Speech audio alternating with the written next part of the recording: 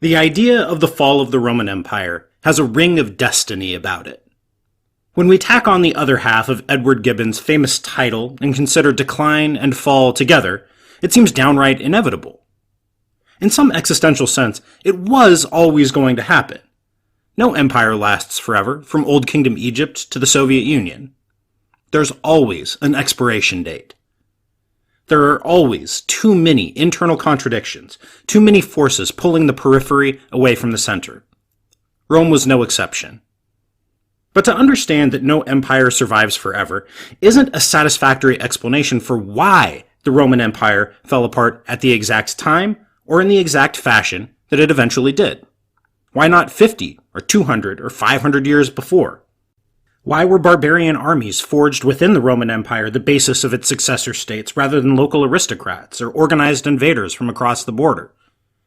In other words, how might things have gone differently?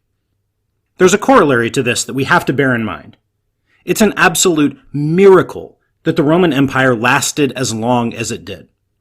It's incredible that for so many centuries, faced with so many challenges and under so many different conditions, it was able to overcome the obstacles it faced to retain something like unity.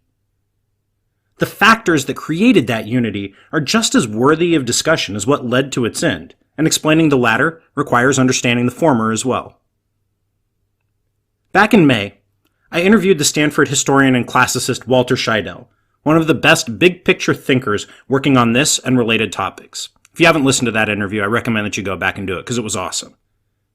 In the course of our discussion, Professor Scheidel talked at length about the usefulness of considering counterfactuals and hypotheticals. I was really struck by this, mostly because it's not something I was ever really encouraged to do in my academic training. But this isn't the Journal of Roman Studies or Classical Antiquity.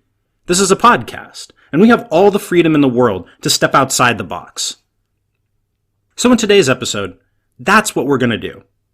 We're going to think about how and why things might have gone differently, about why the things that had held the Roman Empire together eventually ceased to do so. We're going to spitball a little bit and think out loud, be a little more informal and speculate about these things. Let's step outside what actually went down and think instead about the reigning emperors always dealt with usurpers first and left marauding barbarians for later. On a fundamental level, challenges that fit within the framework of the existing system, usurpations, were more dangerous than those that might torch regions, but which left the political structures and allegiances intact. These uprisings might last for years. They can involve whole provinces, entire frontier armies. Literally dozens of incidents fall into this category of usurpations, from Galba in 69 AD, the year of the Four Emperors, to the Constantine III who crossed from Britain to Gaul in 406. We've talked about him a few times. There's a good case to be made that imperial unity was actually the exception rather than the rule throughout much of the empire's existence. While there were a couple of stretches of unbroken peace, like the one that lasted through much of the 2nd century, practically every emperor from Marcus Aurelius onward had to deal with at least one usurper. The crisis of the 3rd century, that 50-year period from 235 to Diocletian's rise in 284, was rife with them. Even powerful emperors like Constantine and Theodosius in the 4th century had to deal with at least one rival. The point is, there were always forces trying to split the Roman Empire apart at the seams, and those forces were often channeled through the person of the imperial usurpers. Viewing the Roman Empire as a natural thing, as something that had to exist, is deeply misleading. In fact, holding together a political unit that stretched from Mesopotamia to Britain and from the North Sea to the Sahara was a profoundly unnatural thing. Each of those regions was oriented in different directions, had different environmental conditions, and had its own underlying political, social, and cultural conditions onto which Rome grafted its own practices and institutions. It's a miracle the whole thing ever came together in the first place, much less that it stayed that way for any significant amount of time. With all of that said, I see two real contenders for a potential breakup. The first was in the aftermath of Julius Caesar's assassination, when Octavian, the future Augustus, Mark Antony, and Lepidus divided up the territory controlled by the Republic among the three of them. We call this the Second Triumvirate. The second, some 300 years later, was during the crisis of the 3rd century, when for a brief while there were 3 separate Roman empires. There was a Gallic Empire that loosely included Britain and Spain, another splinter state centered around Palmyra in the Syrian desert, and then the rump of the central Roman state. Shout out to Palmyra, unfortunately much of which has been destroyed by ISIS in the last few years. It's a dang shame, a truly evil act. Back to business here. In both of those cases that I just mentioned, the Roman Empire literally splintered. It broke up. There was no inherent reason why it had to come back together in the aftermath, no destiny that said the empire had to remain whole until this designated point in the 5th century. But why did it come back together? What pulled it back from the brink? Let's break these two things down. The end of the Roman Republic could and should be a whole show in its own right. Maybe someday we'll go down that road. The high points, though, are these.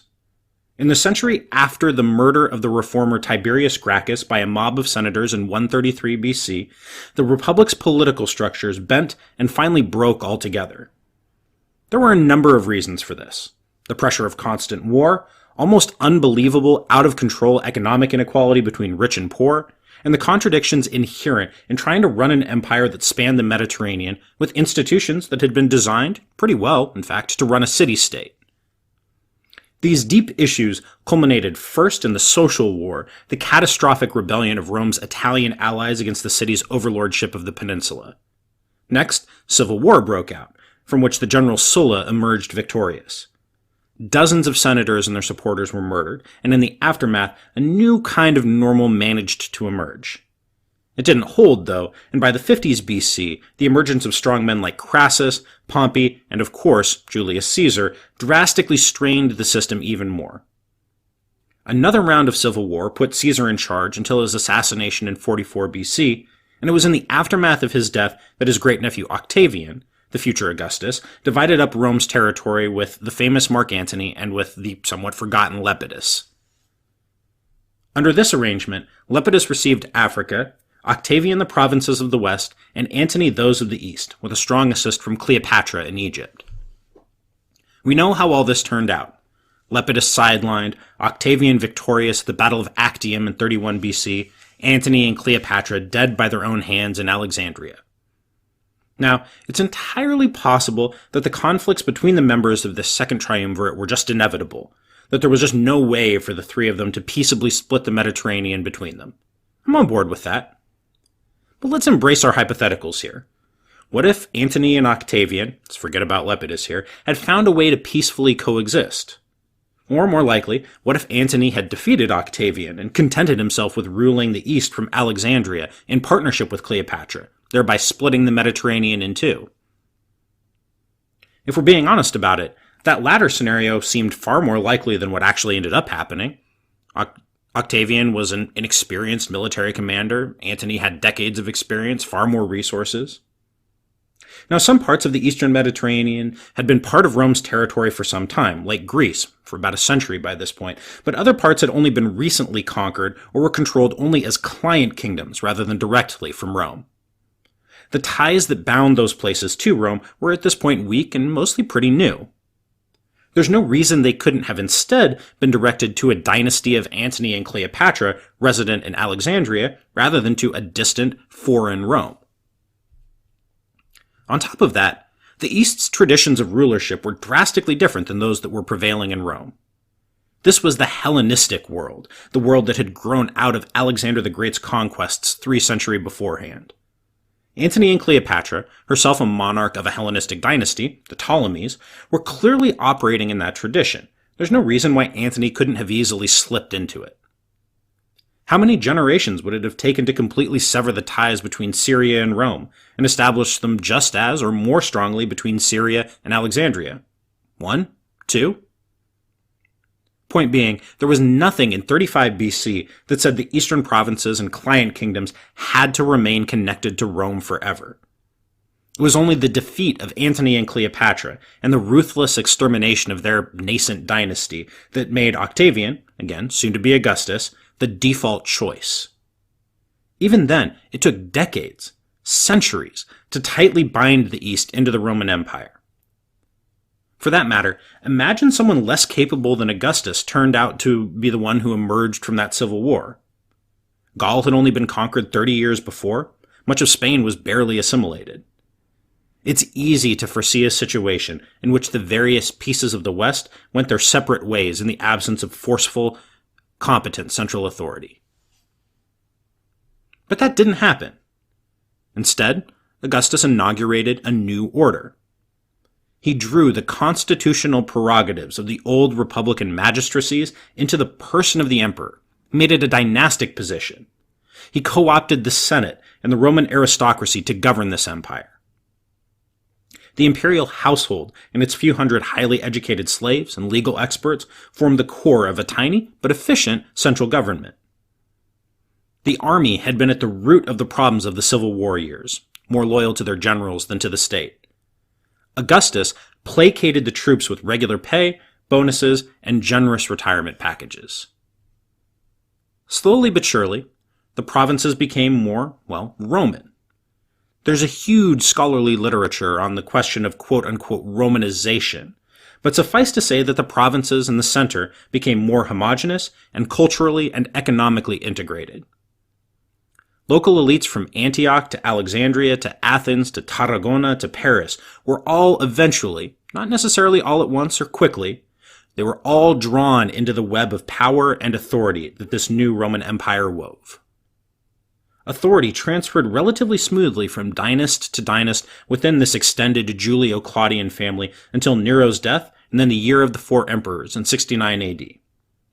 By that point, the system was strongly established enough to withstand the shock of a civil war.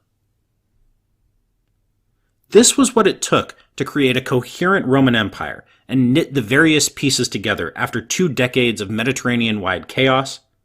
It was a fundamental transformation of the political system.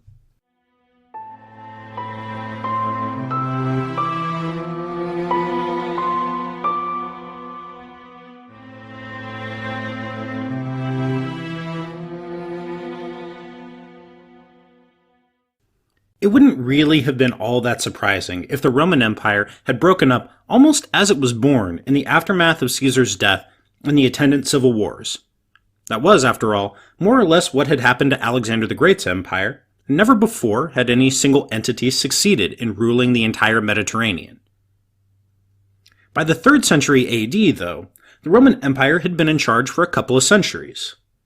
The 2nd century had been the height of Rome's wealth, population, and power. And outside of the reign of Commodus and the brief civil war that followed, things had been more or less stable.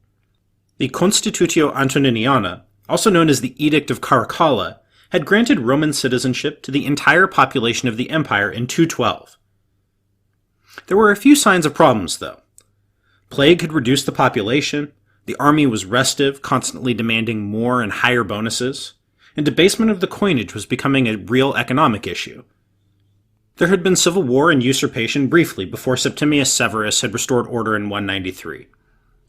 That state of affairs more or less lasted until 235, when the Emperor Severus Alexander was murdered by his soldiers along the Rhine. This marked the beginning of the crisis of the 3rd century, which lasted from 235 to 284. The crisis was, at heart, a crisis of imperial legitimacy. Everything else, from extreme debasement of the currency to military shortcomings to the barbarian incursions that characterized those 50 years, grew out of that one core problem. The cycle went like this. Ambitious general on the frontier has an army that's unhappy with its pay or its conditions of service. That army declares its general emperor. The usurper marches away from the frontier with his army to fight the current emperor. Barbarians raid and invade across the now empty border. The usurper wins, but to pay the army, he has to debase the coinage. Another frontier army is unhappy with its pay and debased coinage, declares its general emperor, and so on ad infinitum for half a century. What exactly was stopping the frontier armies from doing this before the crisis of the 3rd century, and what would stop them afterward? In a word, legitimacy. That's not to say it never happened. It absolutely did, both before and after. But there was no real question that Hadrian was supposed to be in charge or that Constantine the Great was owed obedience and respect. Part of that was their own competence at crushing rivals, especially Constantine, but there was also a basic level of belief that the person at the top of the system was legitimate. That in itself fended off potential challengers before they got started, just as it does in established sovereign states today. With assassination after assassination, and usurpation after usurpation during the crisis of the 3rd century, there was nothing to separate whoever happened to be emperor that week from every other potential rival in the empire. It was like a snowball rolling downhill and picking up momentum with every new usurpation and assassination, creating a feedback loop that just made things worse and worse and worse. As short-lived emperor followed short-lived emperor, it became harder and harder to put in place the foundations for the kind of rule that could build legitimacy over time. Augustus had done that, but it took the combination of war weariness and time to make it work. So did Vespasian, who emerged victorious from the year of 4 emperors in 69 AD and reigned for a decade afterward. Nobody had that kind of time during the crisis of the 3rd century. A few emperors managed to string together several years of rule. Gordian III was in charge for 6 years, but he'd come to the throne as a 13-year-old. Philip the Arab lasted 5 miserable years and Valerian 7, though the latter ruled with his son Gallienus. Gallienus technically ruled for 15 years, but 7 of that was with his father, and his rule suffered from constant usurpations. One count puts the total at 12 after 260 AD, including one that created a whole separate Gallic Empire in the west. By 268, central authority had reached a breaking point. Gaul and Britain, and Spain as well, had slipped the bonds of the Emperor Gallienus' authority and formed what historians call the Gallic Empire under the leadership of a separate emperor, Postumus. The East, too, was slipping away under the leadership of the desert trading city of Palmyra, first under its king Odenathus, and then under his wife, the formidable Zenobia.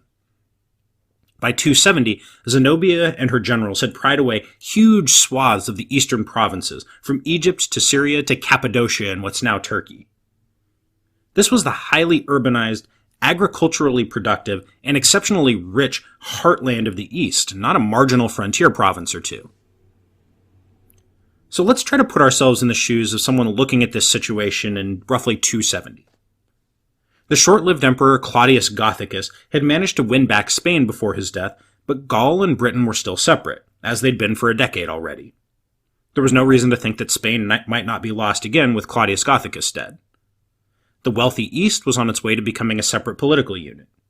There were invading barbarians as far south as Italy, and the defenses of the Danube frontier had effectively ceased to exist.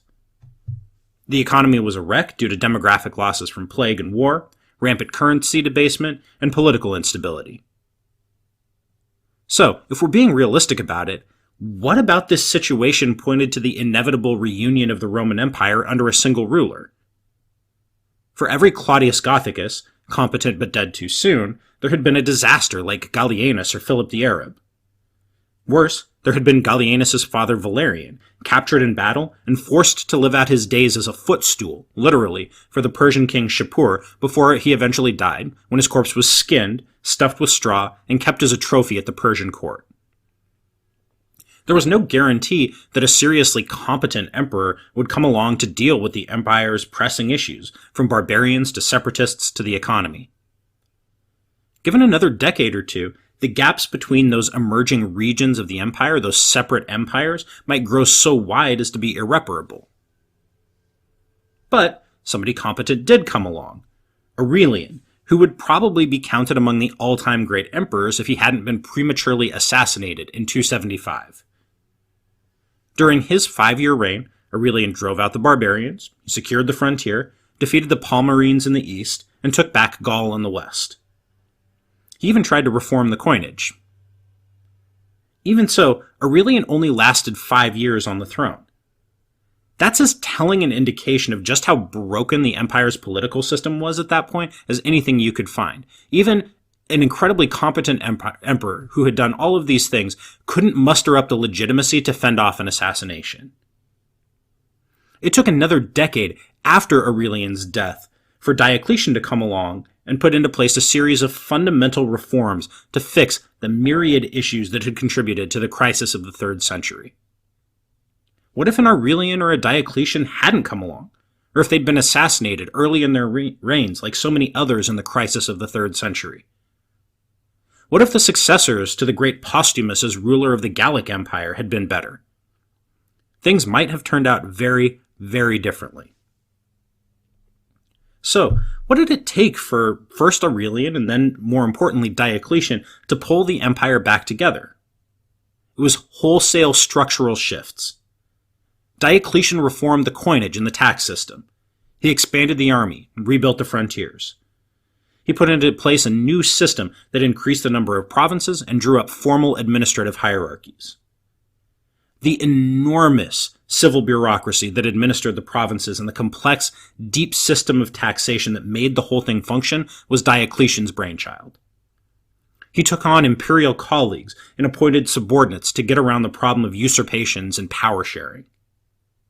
The emperor was made distant by court ceremony and ritual. It was harder to assassinate him, harder to get at him. All of this was an effort to fix the problem of legitimacy that had so plagued the system for the past 5 decades. You could have been born in the 230s and died, living your whole life during the crisis of the 3rd century, if you died before 285. In essence, Diocletian created a more militarized, authoritarian Roman Empire. He, his predecessors, and his new colleagues in this imperial system, they'd all been soldiers, raised in the harsh discipline of the army. And they brought that outlook with them to the new state that they created. Some of this had been percolating for a while, like army reforms, but other pieces of it were new inventions. Even so, despite all of this, it still took 20 years of not always successful rule for Diocletian to do this. He still had to fight usurpers and rivals the whole time. Parts of the system broke down immediately after he abdicated in 305. The power-sharing arrangements among co-emperors, what we call the tetrarchy, was dead within a year. For the most part, though, the system that Diocletian put into place was the one that endured up to the end of the empire. Each of these two cases, the end of the Republic and the crisis of the 3rd century, was transformative. In real ways, both saw the end of the prior system and the beginning of something fundamentally new. Not disconnected from the past, but a transformation on a real basic level of the old state of affairs into a new political arrangement. Augustus and Diocletian had the means and the opportunity to oversee real structural shifts in how the Roman Empire functioned. Both ruled long enough to be sure that those changes stuck.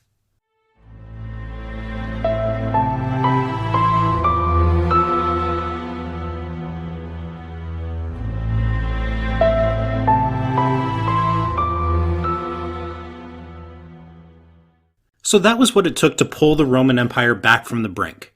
Real, deep, structural changes in how the political system functioned.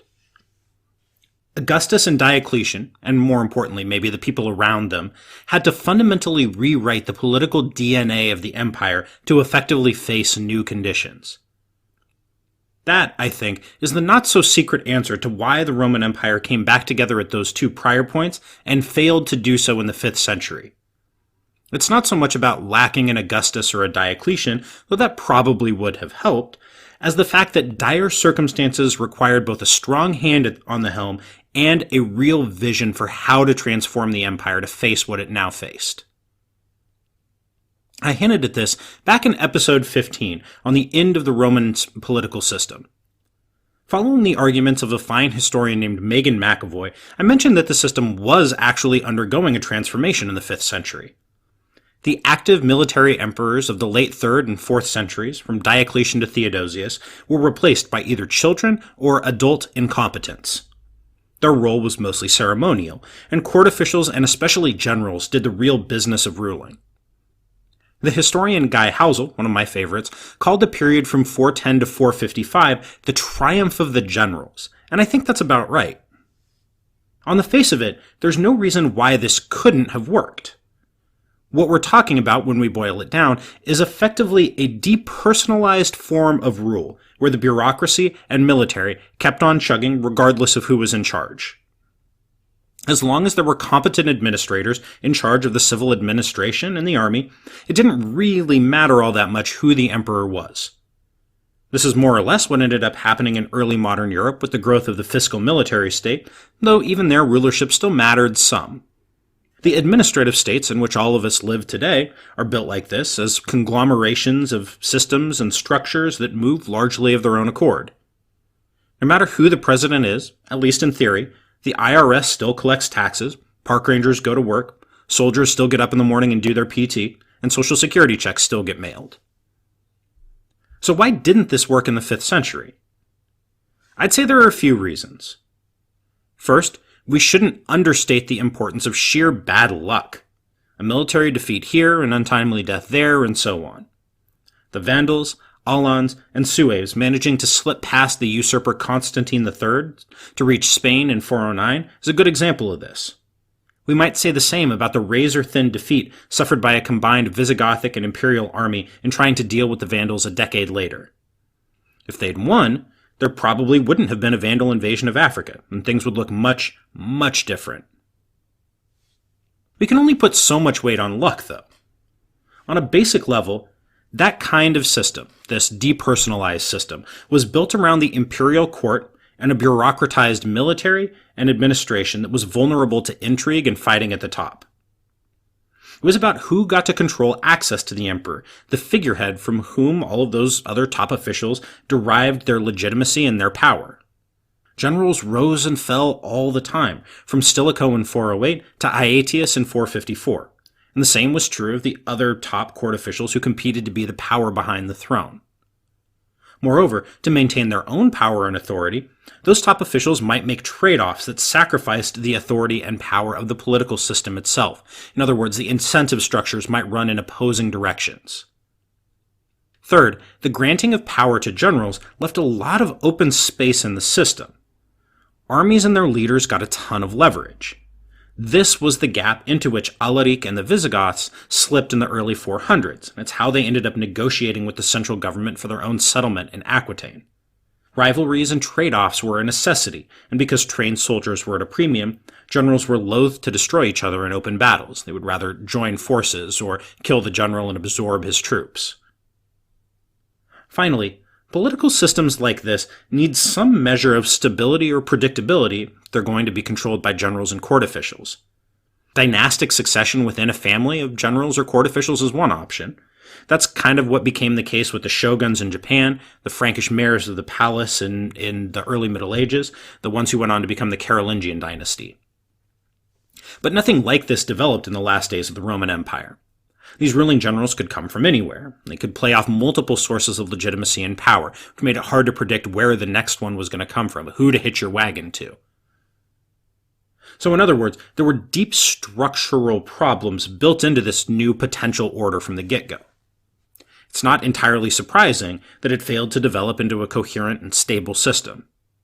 Rival generals competing for the control of the imperial core offered nothing to provincials, either lowborn or elites, in the outlying provinces. What did provincials in Britain or northern Gaul care who the power behind the throne happened to be? If the generals weren't capable of protecting the frontiers, guaranteeing some measure of competent, stable leadership, they'd look elsewhere for protection and predictability. That's exactly what happened. I've always been struck by how little local resistance there was to barbarian takeovers. Maybe, as we've discussed in past episodes, that's just because we don't have the sources that would tell us about it. It's also possible that the sheer threat of armed force from barbarian armies did most of the work in this regard. The latter is certainly possible, I don't discount it. But from what we can tell, each of these new barbarian kingdoms worked hard to sell its rule to at least the local elites, if not more broadly than that, and those people seemed to have bought what the barbarian kings were selling. Roman aristocrats manned the bureaucracies of these new kingdoms, from Aquitaine to Italy to North Africa. They collected taxes, they wrote administrative letters, they served as diplomats. In other words, Romans were willing participants in the successor kingdom's governance. They weren't sitting around pining for an old imperial order that wasn't coming back. Most importantly, these Romans did all this from very early on in the existence of these kingdoms, which says to me that they wanted to be a part of the hierarchy and the power structure. By its very nature, a central government run by generals and bureaucrats at an imperial court in distant Italy didn't have much to offer the blue bloods of Lyon, Tarragona, or Toulouse, much less the local strongmen of by now distant Gallia Belgica in the far north or Britain. The barbarian kingdoms, on the other hand, they offered a meaningful alternative. Regional aristocrats took up that offer. It's not entirely surprising.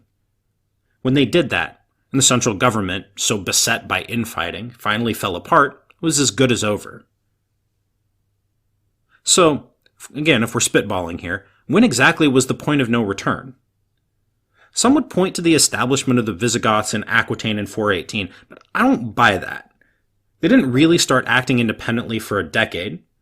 That was more a symptom of imperial malaise than a cause, I think. The loss of Britain, and more so northern Gaul around that point, mattered, but they were strategic outposts rather than core provinces. I think the real hammer blow was the loss of North Africa, and especially Carthage in 439. Regardless of the evolution of the political structures of the empire in the West, it needed taxes to function, and North Africa was the heart and soul of the complex, unwieldy tax system that Diocletian had put in place.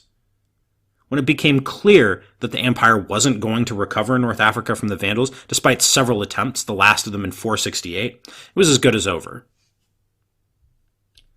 Even so, things might still have worked out with a little luck or a few respites from the seemingly constant problems of the 5th century. The eastern half of the empire, after all, managed to make it through its rough times, though not unscathed. It was undergoing a lot of the same structural issues, including child or incompetent emperors, the presence of barbarian armies, and consistent raids from across the frontiers. Attila, after all, nearly ruined them. He devoted more time in his early career to raiding the east than he did the west.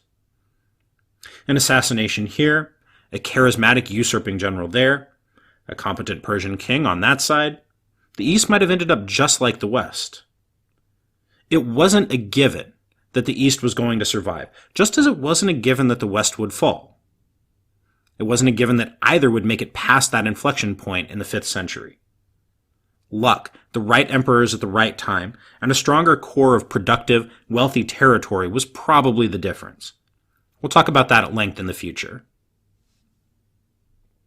So the Roman Empire had been transformed in major ways at least twice before the 5th century. The sheer resilience of the empire is hard to overstate. To paraphrase one of my old professors, Clifford Ando, what requires explanation isn't so much that the empire failed, as that it lasted so long in the first place. Ando gives a great explanation of this in his book Imperial Ideology and Provincial Loyalty in the Roman Empire. He basically argues that imperial propaganda, built around the person of the emperor, is what convinced people to buy into the system. I totally agree with his conclusions there. I don't think that's wrong at all. But on an even more basic level, what really stands out is how adaptable the basic framework of the Roman Empire proved to be. The ideology changed over time, the form of central government changed dramatically, the administration was totally reworked, but there was enough flexibility built into the system to accommodate even drastic change. And at the end of the day, that was the genius of the Roman Empire. It offered citizenship as a package of legal rights rather than something tied into immutable ethnic identity, even to freed slaves. The army was open to immigrants from across the frontiers. The central government found new and innovative ways over the course of its history, from the 2nd century BC all the way up into the 4th century, of binding local elites into webs of power. It found ways of co-opting them, of bringing them into the system as a whole, rather than imposing rule on them. It was only when the system couldn't bend anymore, when it lost that flexibility, when it couldn't find new ways of bringing people in